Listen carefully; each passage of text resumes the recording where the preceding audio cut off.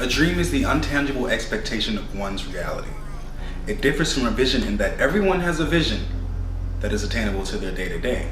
But a dream is hopeful. A dream is insightful. It burns, it soothes. And that burn is nothing compared to the opportunity of attaining the dream. I went down to the Women's March in LA this year to get some opinions on the current state of our country and to see what dreams we are dealing with in our society today. We are here at the 2018 Women's March. Last year was the most beautiful thing that I've ever witnessed in my life. So this year I'm going to go down and check it out and get some opinions from some people. We have things like DACA to talk about, the DREAM Act, the government shutting down. So let's go check it out. I'm here with Mona here. Hi, everyone. So Mona, tell me what brings you out here today. You know, I think it's just feminism, unity, equality, DACA. There's so many things going on in the country, and we all just want to unite and be together, and we all share a common voice. And I think it's really great to get people from all races, cultures together for a common cause. Great. So you just left from the craziness that's happened. I haven't got there yet. So I imagine that you went last year as well. I did. So how was it different this year versus last year? You know, the energy, everything was the same. It was amazing. It was beautiful. There were a little bit less people here this year, but I think last year everyone was really running off the emotion of Donald Trump just being elected. So like energy and spirits were a little bit higher and like the activism was higher, but this year it was still a really great showing. I think we had around like 250,000 people or something out there. But it was amazing. It was really good. Nice. This country was pretty much built on immigration. So how do you feel the climate of immigration is right now with things like DACA and the DREAM Act and the government actually shutting down last night? Where does your opinion stand in all of that? I am honestly happy the government shut down because I feel like Democrats are finally standing up and showing us like that they can really stand up to the Republicans. We have to renew DACA. We have to protect the dreamers. This country was built on immigrants. And you know what? Instead of freaking deporting DACA recipients, let's deport the Nazis and the fascists that are living in this country and are supporting Donald Trump. That is beautiful. Well, women's rights are very important, and we are still not equal no matter how hard we've tried. So we needed to come out here and show our support for everything. So you came out here to support women in the fight for equality and the fight for justice and just making sure that it's an equal playing field, yeah? Exactly. So do you have any opinions on the DREAM Act or DACA? I mean, their parents brought the kids here themselves. They were raised here. There's no reason they shouldn't get to stay. This is the only country they've ever known. Yeah. How do you feel this country will respond to the dreamers being returned home to their home countries? Well, I think there's going to be a lot of protests. I think Trump will be immediately impeached if that happens. I mean, I hope he's immediately impeached. We need them. Beautiful. My name is Diane Klein. Diane Klein? Yes. Klein, awesome. And you have on an amazing thing. You've been I guess the highlight of the march that I've seen you in a few spots around. And so yeah, it is. So tell me why you're out here today. Oh, I'm out here to support everybody in LA expressing their political opinions about the current situation. I felt like I wanted to be here. I was here last year when, of course, it was wall to wall. This is a little more like just, a busy day in New York City, but it's not what downtown LA usually looks like. Right. I thought the same thing. Yeah. So where does your passion lie for being here specifically? Do you have any cause? Well, I'm a law school professor. Okay. So I teach anti-discrimination law, I teach election law, I teach about race and gender. So, what used to just be in the classroom is now in the headlines every day. We need comprehensive immigration reform. That's complicated, right? That's like law school lecture type stuff, but I think everyone who is here and contributing ought to have an opportunity, a path to citizenship if they want it, a way to stay legally. I think so-called chain migration is a terrible way of describing family reunification, which is what has brought absolutely millions of Americans to this country, including mine a few generations ago. So, I'm all for supporting the Dreamers, for reform, extension of DACA in my institution, where we have a lot of students who are undocumented, and throughout the United States. So I'm here with these two guys here. We're gonna bring some Black Boy joy down to this march. So tell me how you guys are feeling today. What brings you out? What's the motivation behind being here? I think it's really important as us, not only for men to show but for Black men, support our sisters, because we are aware that there's a lot of inclusiveness, there's a lot of intersectionality with Black women. Not only is this a women's march, but we do gotta understand that we know that the change won't come for Black women as it will for white women. So that's why we gotta show our presence, to show that we out here, and we support it and we respect it. Just being here in solidarity with Black women and other marginalized groups. I think it's important for everybody to stick together and be in solidarity with each other, because we all have a common oppressor. So yeah. How do you guys get so involved in what's happening? I mean, I imagine that you're either seniors in high school or just graduated. So, I mean, yeah, everything affects you now, but for the most part, you don't feel it right now. So where does the motivation come with you being so young? We just started. This is our first year at UCLA right now.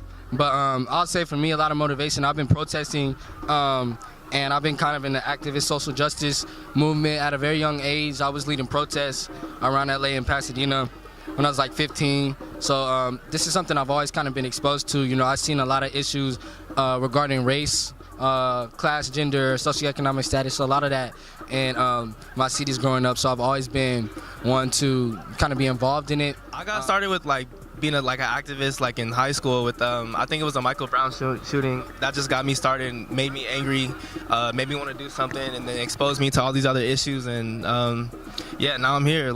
Just it's like a scope of issues that it's not just race anymore. It's a multitude of issues like class, gender, sexuality, all that stuff. So we're out here. That's lit. So I am here with two awesome young ladies who are just out here giving Black girl magic. Tell me your names.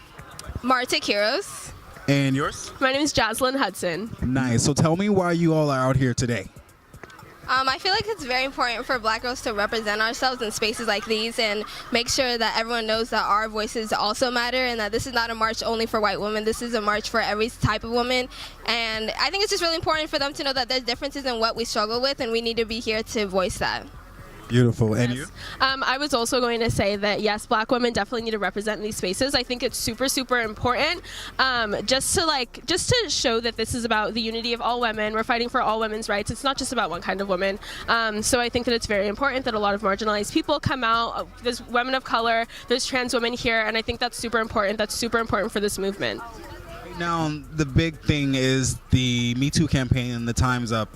So where do you all lie in terms of that, and how do you feel that's going to progress moving forward throughout the year? But I think it's just really beautiful to show that unity and that support between all women. So, yeah. Beautiful. And you?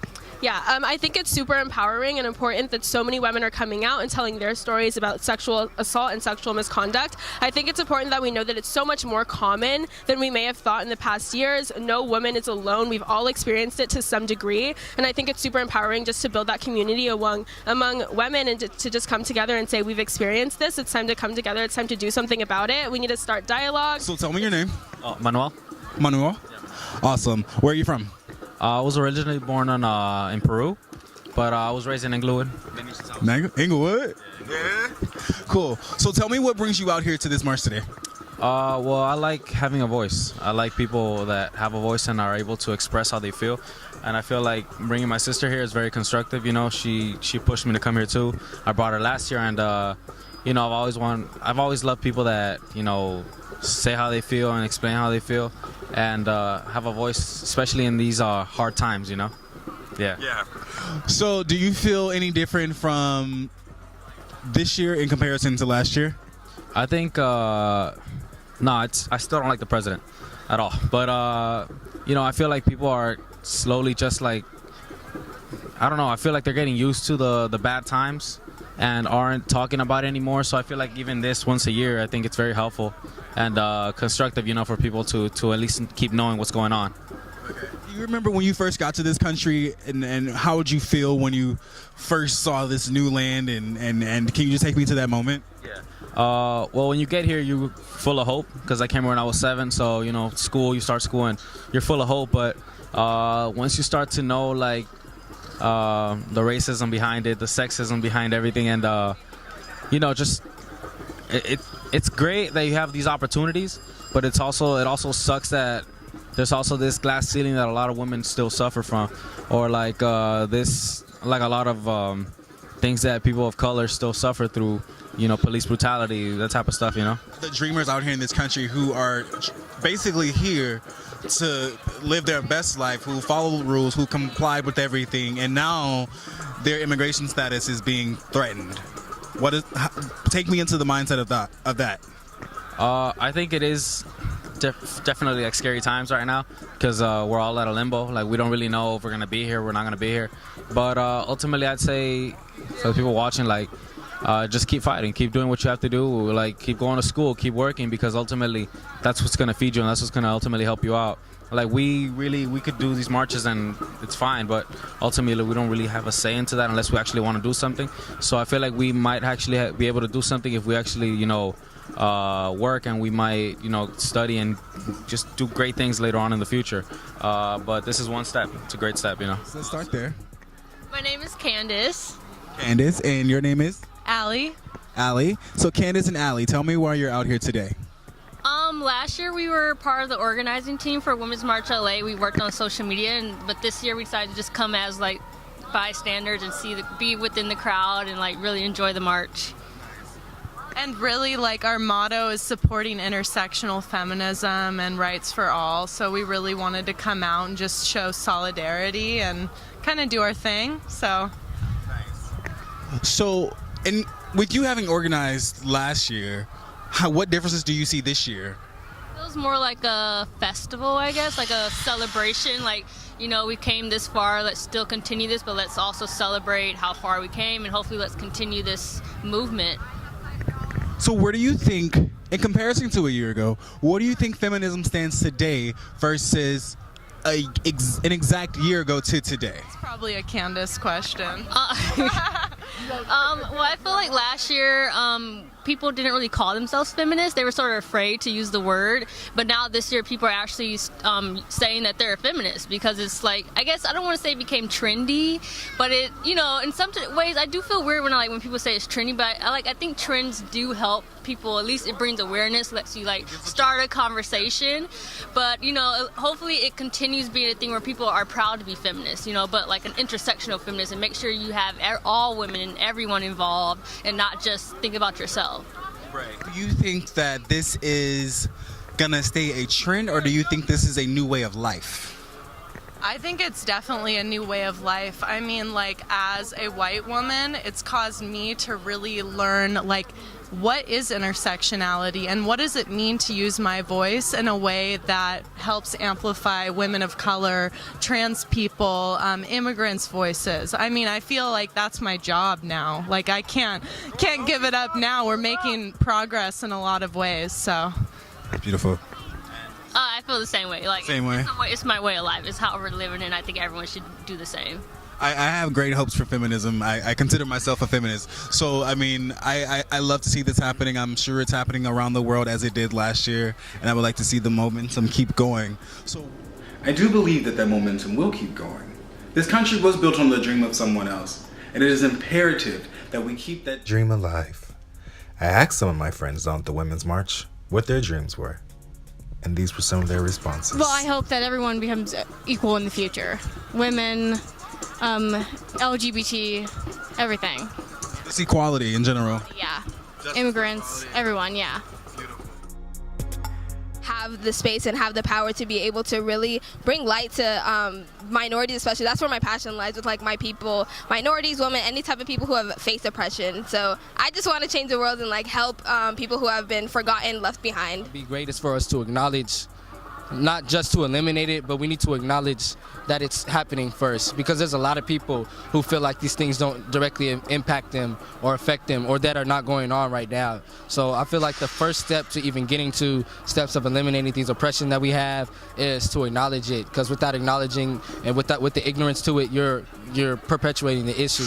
The power to choose your own destiny, to not be able to, or not have to succumb to like outside forces, to be able to do everything without facing like all the challenges that people face, like black people, LGBTQ people, women, everybody, just freedom. I want to go into the women's health field. I want to be a doctor, but I want to fight mostly for underrepresented communities and make sure that all types of girls in all types of countries and communities have access to birth control and have access to the rights to their bodies. That's something that I'm very passionate about. I think I want to be an OBGYN, but I want to work more towards just the accessibility and like the reach of women's health. I want it to reach just a bunch of oppressed women. My dream is to see a female president run the United States, because I think the world will be a completely different place when we have a woman in charge of this country. And do you have anyone in mind that you would like to see take that office? Me! There you go! There you go! My dream is a country with full and fair participation for everybody who is in it. Equality of opportunity for everyone who wants to contribute. Equality for all.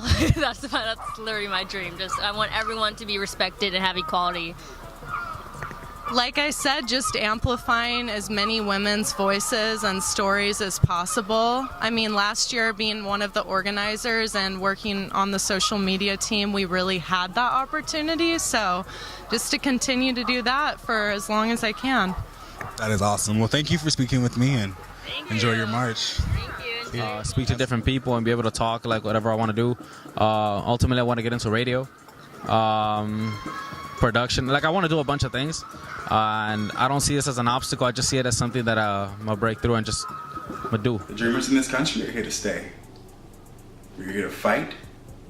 We're here to be great, and we're here to rise above all hate, bigotry, and limitation.